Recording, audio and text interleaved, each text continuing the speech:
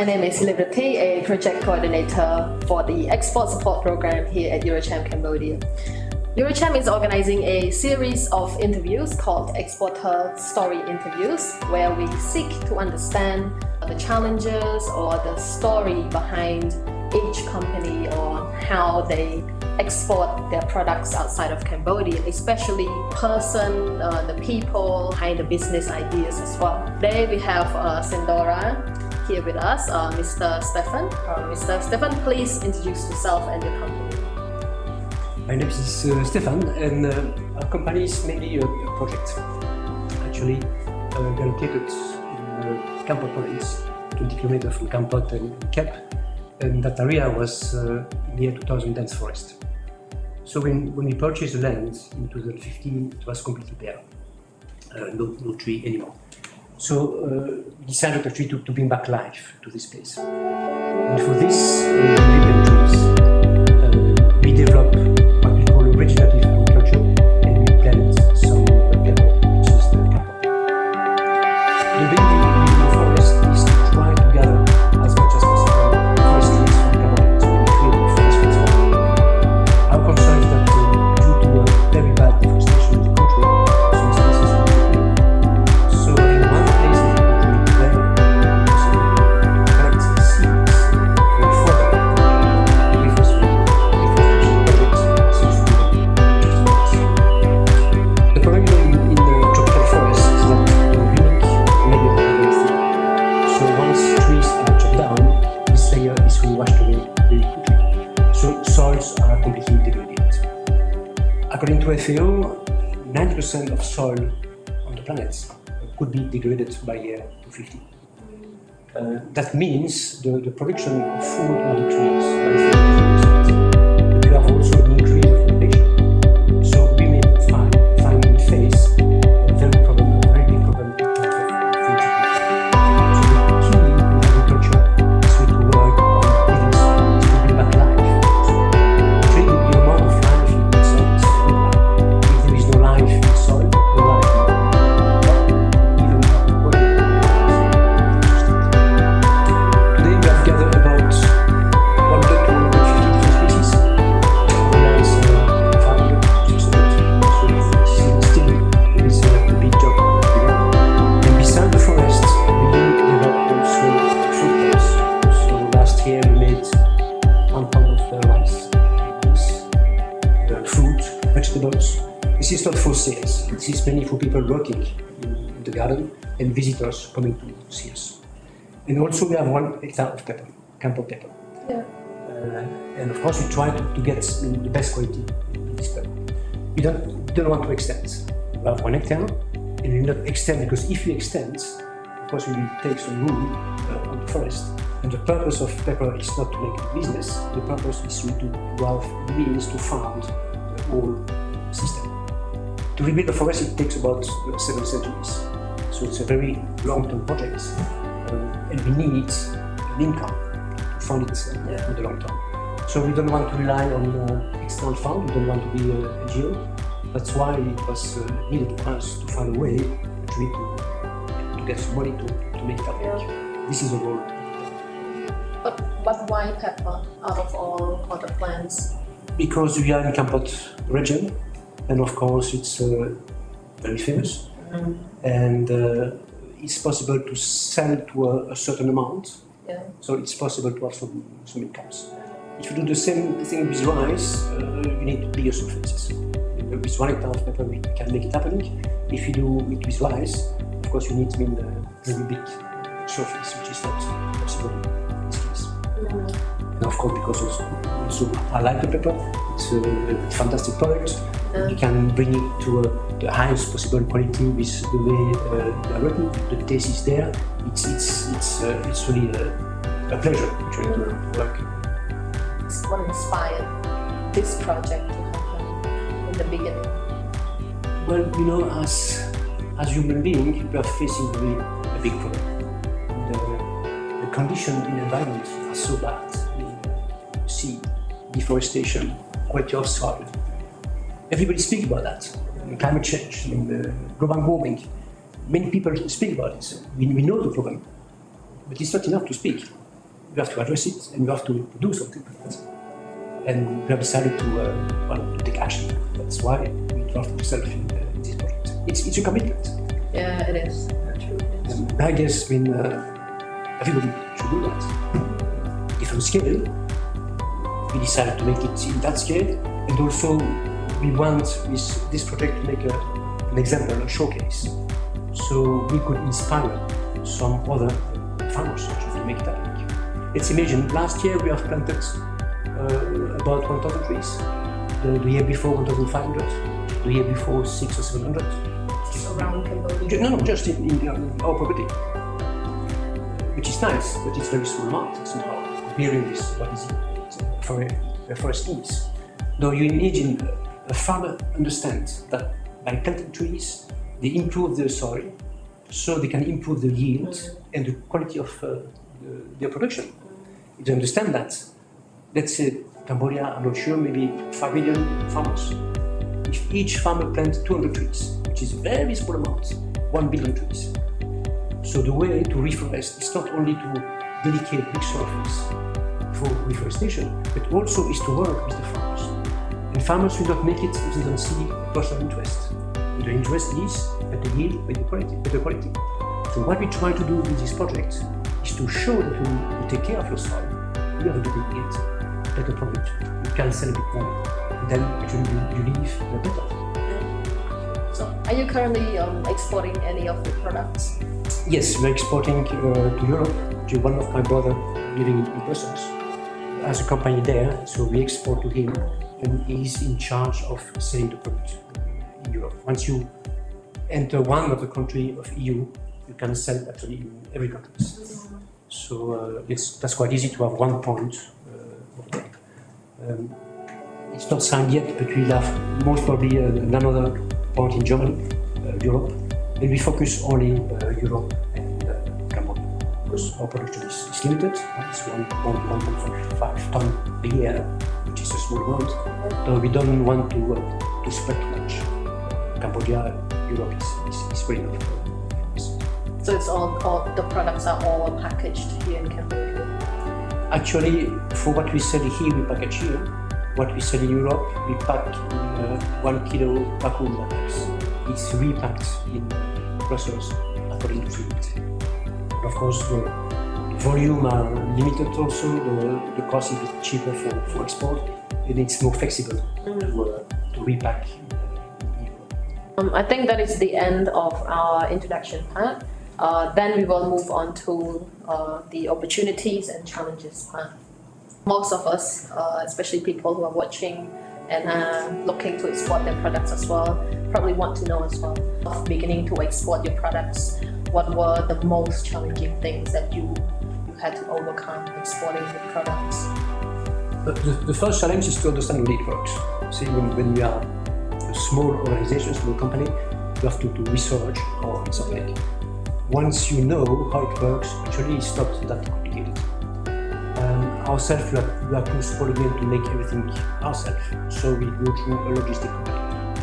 And the logistics company will arrange everything. I mean, custom paper, finding boat or plane, they organize everything.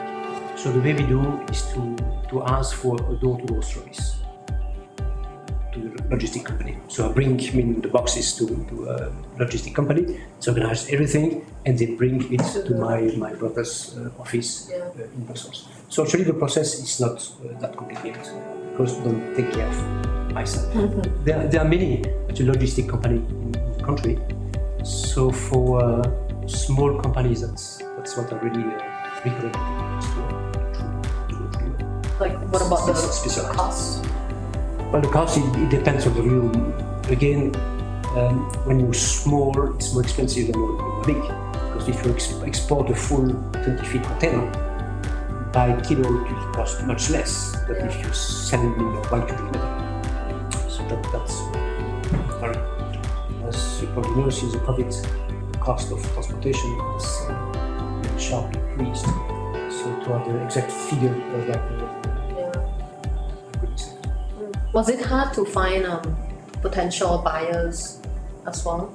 Actually, that's the most important. And For us, the most complicated is to find buyers. Of course, have the chance of somebody in Europe that is able to look for it, but there is a big job to be done in marketing, to be known through social media, through advertising.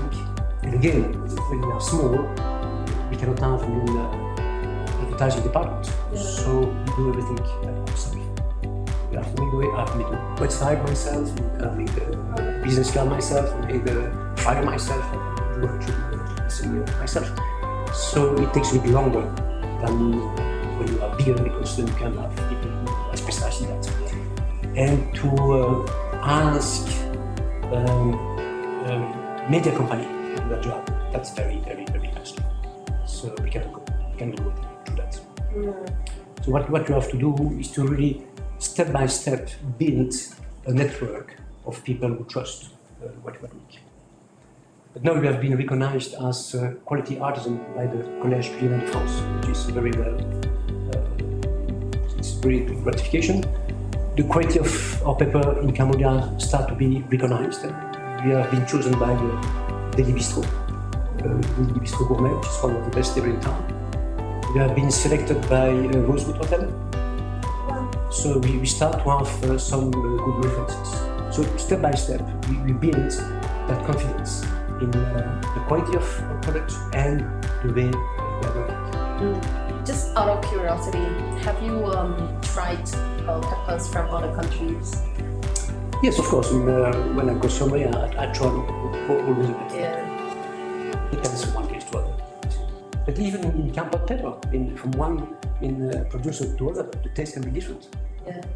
It depends really on the soil. That's really the key, and the way you feed that soil. So the taste can be very different from one place to other. Even in our place, from one year to other, the taste can be different. Because more sun, less sun, more water, less water. So it's very subtle. It's like wine. See, from one year to other, it can be different. Could this be a blocker for you as well? Like, for example, you sell this type of pepper to your buyer, and then next year it'll taste different. Is this an issue as well? No, it's not an issue. It's like a wine where people, of course, the quality is still very good from one year to other. But I mean, the taste can be a little bit different, and people know that. Nature is nature. I mean, it's not a factory where you can produce everything all the time. We are relying on the nature, so the taste is different, but the quality is still there. Did you have to apply for many certifications or go through like complicated processes? For being able to call our pepper Kampot Pepper, we need to be member of the Kampot Pepper Promotion Association, which is mandatory. Yeah. And for this, you have to fill up certain conditions. The way we produce, the way we treat it. And if we follow those rules, it's okay to be accepted. We follow the rules. We are, of course, in the PGI, the Protected Geographical Indication of pepper. We bought the first plant inside of the Kampot Pepper Association. You cannot get pepper from Cambodia or India. It has to come from Kampot. If you respect those conditions, it's okay. Just accept it as a member. What about in order to export? In order to export, we need to be accepted by the Ministry of Agriculture in order to get a certificate that we call the Phytosanitary control, and to be sure that the product that you are exporting match with the quality condition of the Ministry of Agriculture. And there is agreements between EU and Cambodia, making that if we have that certificate from the Ministry of Agriculture, it's possible to export to Europe. Sorry. Means we don't have to redo the phytosanitary it's accepted there. There is agreements between the countries, so it's very important to get that certificate here in Cambodia. So it was not complicated at all. As always, it's a process. But once you understand the process, no, it's okay. It works. It works. I think that's the end of the opportunities and challenges part. Next thing, we will move on to the final part, which is the lessons learned part. Stephane, is there any more things that you would like to add to what you just contributed? Yes, I would like to mention that we have an agreement with GIZ inside of the program called Climate Change Resilient Agriculture System. So they're interested actually to show what we're doing to other people and to use Sindora Garden of Pepper as a showcase, which is very encouraging, I guess, for us, because we would like that all the experiments that we're doing in terms of soil quality, in terms of reforestation, in terms of EM, effective microorganism used to bring back life to soil, is diffused. We don't want to give them the knowledge for us. But as a small company, a small individual, it's very hard to reach a wide range of people. And GIZ, of course, by their strength, could help in making us better known and then to spread actually the knowledge. So we're very happy to have this collaboration. Right, so now we're in the final part of our interview, which is the lessons learned part. Stephane, what value do you see exporting your products internationally? Well, it's quite simple. I cannot sell enough in Cambodia, so I have to sell some product to widen the market. So yeah, that's one thing. The other thing is that somehow the pepper is the face of our project. It's the way we can make our project known. Because we sell the pepper, but always we sell the pepper with the full package, which is a project. So it helps us to make knowing our vision, our understanding of agriculture, to make knowing better regenerative agriculture, to make knowing better the problem that soil has in worldwide, it's not only in Cambodia. So it's a very good way to spread the word. So if you were to impart your wisdoms or to share the inspirations to other people or other companies that are looking to export their products as well, what are the lessons that you would like to share with them? It's quite difficult to answer because I believe it's very different from one sector to other. And I don't have experience in other sectors. I don't have any experience in garments, I don't have any experience in jewelry. The only experience I have is this product that we are doing. But if you want to think generally speaking, the point for us is to find a market, to know where you want to go, what kind of people you want to reach, marketing of course. And when you do that, when you know exactly where you want to do, the administrative problems in the work can be done quite easily, I guess. But again, as I told you, the problem is the cost for small production. And one thing I really don't know at all is e-commerce. I don't know if it's possible for some people who are working on small product to sell on e-commerce. Yeah. I don't know that. I think there is a law that has been passed not so long time ago about e-commerce here in Cambodia. I didn't study it because we don't want to do that. So actually, I don't know the detail. But possibly for small producer, it could be a way. Otherwise, you need somebody in the country you want to export, United States, Japan, China, whatever. You need somebody over there who's able to dispatch. So you need a partner, or you sell to a company over there who's in charge to dispatch it. But to set up a company here plus a company in the country you want to export, that's very heavy for small quantities. Yeah. Of course, if you are major, that's a different story because the volume is different. So establishing a company in the area you want to sell, it's a possibility that it's for us to be careful. Okay. Well, I think that's the end of our interview. That's pretty much what we have learned, especially we got to know the story behind Sindora project as well. And we also learned some great lessons from Stephane himself. I think you mentioned something very valuable, how you have to plant more trees in order to attract more quality soil in a way, to make the soil more, give the soil more quality. So I think that's a very good lesson, especially for farmers in Cambodia, not just for business owners, and especially the certificate that Stephane mentioned as well, how you can apply for the certificate inside of Cambodia, and it is being recognized by the European market as well. So I think these are some great lessons that we learned from Stephane. So yep, that is the end of our interview for today. Stephane, thank you very much for your time. Thanks for you.